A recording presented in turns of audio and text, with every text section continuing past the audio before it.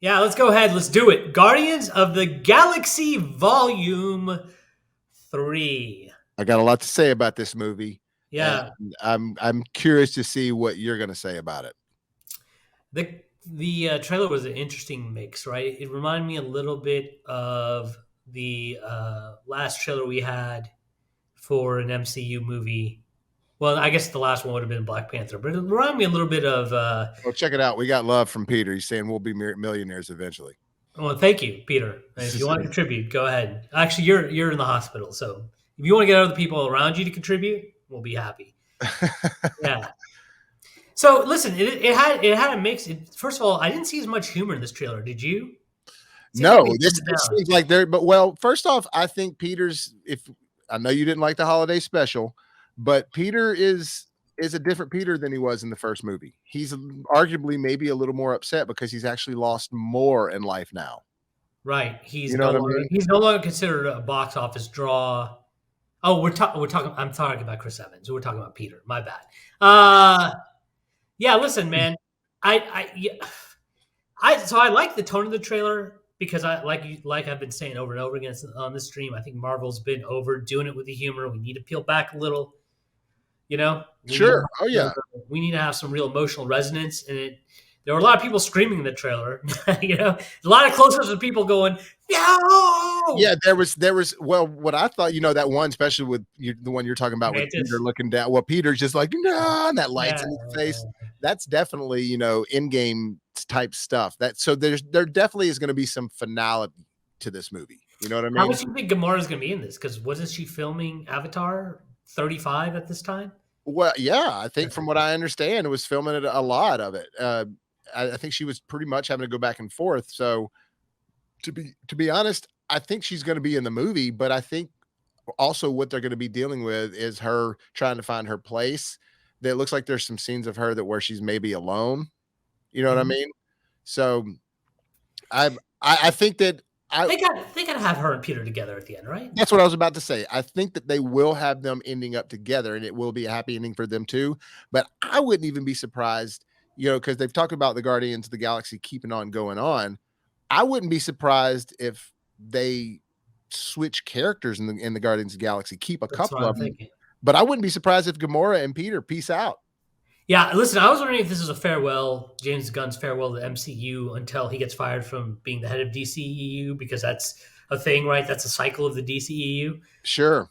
But is this just a farewell for him? It might be a farewell for Chris Pratt. It might be a farewell for Batista. Batista wants to be Hamlet or whatever he wants to do. That's funny. Gamora's got 85 avatars to go film. Yeah. Mantis. I mean, literally, it's taken over her life just like everybody else. Mantis, I don't know if she's got anything going on, but she might hang around. But I can see, but the way that they were pushing her in the Christmas special, I can see her actually being almost not the new focus, but one of the main new focuses because of it being more of a female-driven deal. And Swole Groot was trending on Twitter after the Christmas special, and we had more Swole. Is Vin Diesel playing Groot again? I'm pretty sure he was. He was definitely him in the Christmas special. I mean, they said it. Yeah, okay. And you could hear that's actually in the Christmas special. It's the first time that Vin Diesel or Groot sounded like Vin Diesel. He was just like, "I am Groot," and it's like that actually does. It sounds like they didn't modify that one. That sounded like Vin. Groot's got to say family at some point. Yeah, that'd be hilarious, right? Yeah, it'd be so dope. Yeah, Peter's saying he lost his love. We'll have to come to grips with it, and that's what I'm thinking too. But then it'll all come back around. So that's what I feel like. Yeah, and she is in the trailer a bunch, but I do think that there's going to be some separation. And if you look at things like this picture, right? Let me find it here. Where's she at? Where's she be, yo? So are they rescuing her from a situation she's gotten herself into? Are they going to have to convince her that no, you belong with us? Is Peter going to follow her? They're going to die together? Who knows? Yo, so the villain is the High Evolutionary, which, by the way, sounds like a badass name for a pot smoking MC.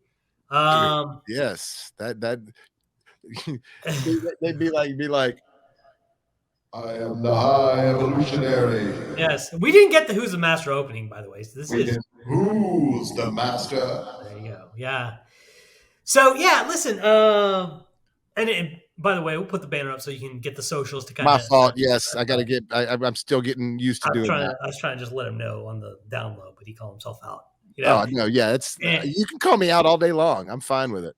So, yeah, listen, the bad guy's a high evolutionary, which is tied to Rocket's background, and we get a little bit of a scene where it looks like we're going to get the origin story of Rocket Raccoon.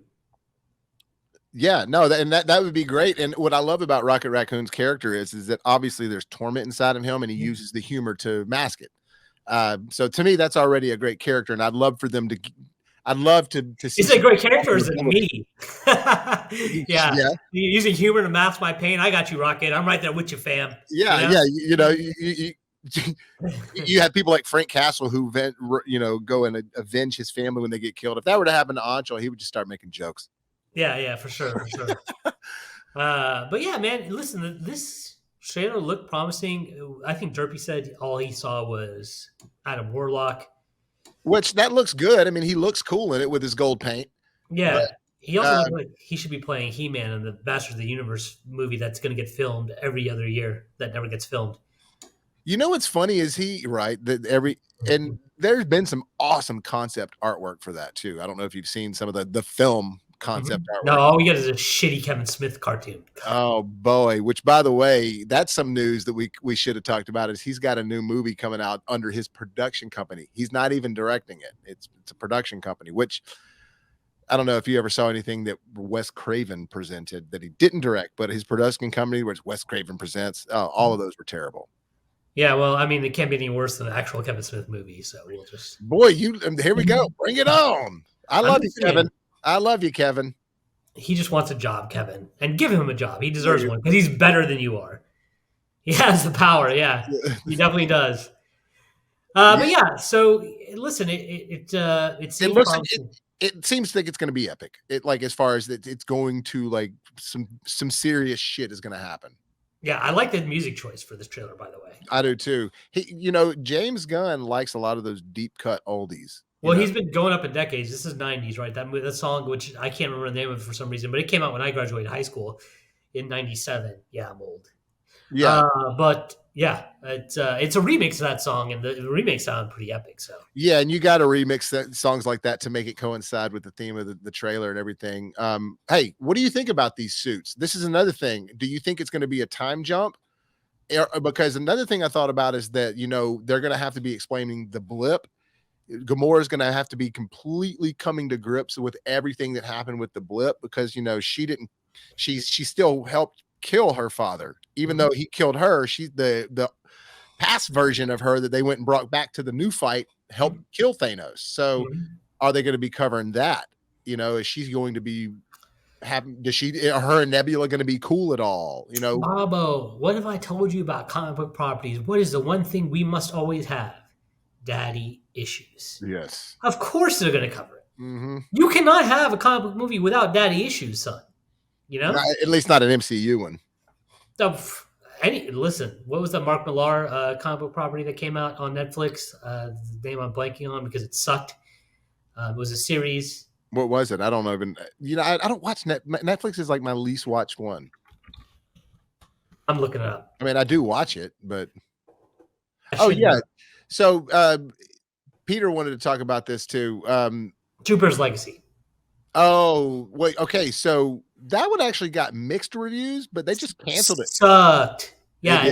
It sucked. And had Josh Hall.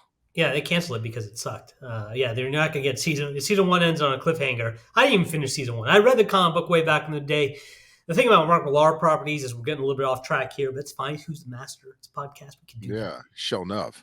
Mark Millar is always very in your face with his comic endings as opposed to the films. For example, in Kick-Ass, okay? Nick Cage's character. In the movie, Nick Cage, his wife was actually murdered by criminals, and he is actually training Hit Girl to get revenge.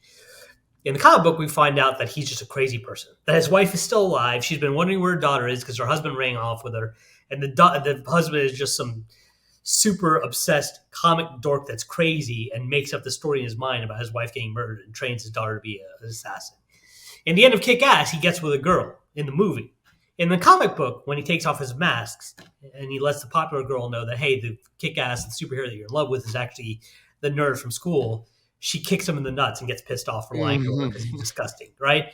There's always these major differences between the Mark Millar comics that are much more in your face and the actual properties that we get on TV or streaming or whatever. And that's the same with Jupiter's Legacy. The kid that ends up, spoiler, the son, murders his father at the end. In the comic book, he's an asshole from the beginning, so it doesn't really surprise you. In the Netflix show, he's just this super great kid that's just trying to make his dad proud. He's way too hard on him because his dad is just the perfect person. He just has these unrealistic expectations. Bobo, how dare a father have unrealistic expectations for his son? Obviously, you must murder your father if that's the case, and that's what ends up happening, right? Like, my dad is pushing me to be better. Kill him. Yeah. And he starts out, like I said at the beginning of the show, he is this almost perfect kid, just can't live up to his father's expectations. And so naturally, murder is the only possible solution. So, yeah. Yeah. Well, I never watched that show, but yes, you're right. There's going to be daddy issues in this. That did answer the question. Yeah, for sure. Peter, my buddy Peter Alexander, he wanted to know about Nowhere, the purchase of Nowhere. And basically he's saying, is the collector dead? We don't know. How could they sell it? Well, was there a scene where we saw that the collector was getting killed? So Thanos, the last time we see the collector, it seems like he's a prisoner of Thanos, but then we find out that's all illusion from the reality gem. Now, we don't know. Did Thanos kill him? Did he escape? We have no idea what happened. Yeah. But my thing is what we're going to see is that obviously there has been a time shift, and there's been other things have been happening in the MCU since this movie. We got to remember the MCU is a huge cohesive thing. So like what happens in one movie can have an effect on something else, and they might just catch you up on that. So there might be like some sort of montage at the beginning, maybe with some, so this is what happened. And then so-and-so went to this, and James Gunn can do that in these movies because he doesn't break the fourth wall, but he could do that. You know what I mean? There could be an exposition scene that's like a montage in the beginning that helps you understand this is why they're here at this point in time now. Unfortunately, they can't make this. That's the trouble you get in when you're coinciding all these films. It's not like the comic books where you can have multiple people just writing them on and drawing them all at once. This is a studio that can only do so much at one time. So we can't have the whole idea of what's happened with Peter the entire time since Endgame. We're not going to get to see that. We know a little bit. He was with Thor for a minute. Or we had a montage at the beginning of Thor. Yeah. Peter claims, if you want to put up his comment, that Thanos wiped away the collector. I don't know if we know that for sure. I don't know if we saw for sure if he killed the collector. Well, we can look at it real fast. I mean, I can look this up real fast. Let's see. Did Thanos snap the collector? When Guardians reach Nowhere to get the reality stone from the collector before Thanos, they find Thanos threatening him and beating him up and stuff, but it turns out the collector isn't really there. It's all a ruse by Thanos using the reality stone to capture Gamora. Yeah, so we don't know. We don't know if he may have actually killed the collector. They may have just, dapped each other up. The collector may have said peace. He may have escaped. We don't know. It's open-ended, sort of like Loki. He may have just been on the shitter. He's using the bathroom. He gets out. He's like, what happened? Yeah, what happened? What happened? Like, that's hilarious. So let me ask you this. I think you and I have agreed that Volume 2 we both like. Some people dog on that one. So, it's very mixed, but I loved it. I liked it a lot.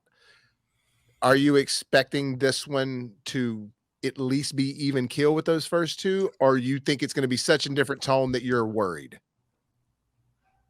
Listen, man, unfortunately, this last phase has not been good. And so the reason... With the exception of Wakanda. Yeah, with the exception of Wakanda and Spider-Man. And there's been moments and things here, but as a whole, it's not been good. So my expectations are low just because of that. How can they not be? With that being said, he's done a great job with Guardians. I didn't love the Christmas special, but it was a Christmas special. Who cares, right? So I'm going to have high expectations, or I'm going to say that I've got a positive outlook going in, and I'm going to be ready to see it. And if it sucks, well, it's probably the last one he's going to do anyway. So It is what it is, Yeah, right? no, I wouldn't think that he would do a fourth one. I mean, has anybody done more than 3 movies in the MCU as a director? Did the Russo brothers did more than 3, right? Well, okay, that was a little bit of a different deal, in my opinion, because Infinity War and Endgame were sort of one big project, you know? Mm-hmm.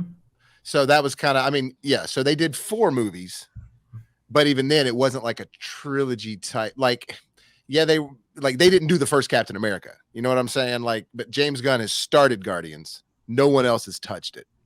So Yeah. Well, I mean, listen, both of us, I think we both are looking forward to Guardians of the Galaxy, but you never want to overextend your welcome.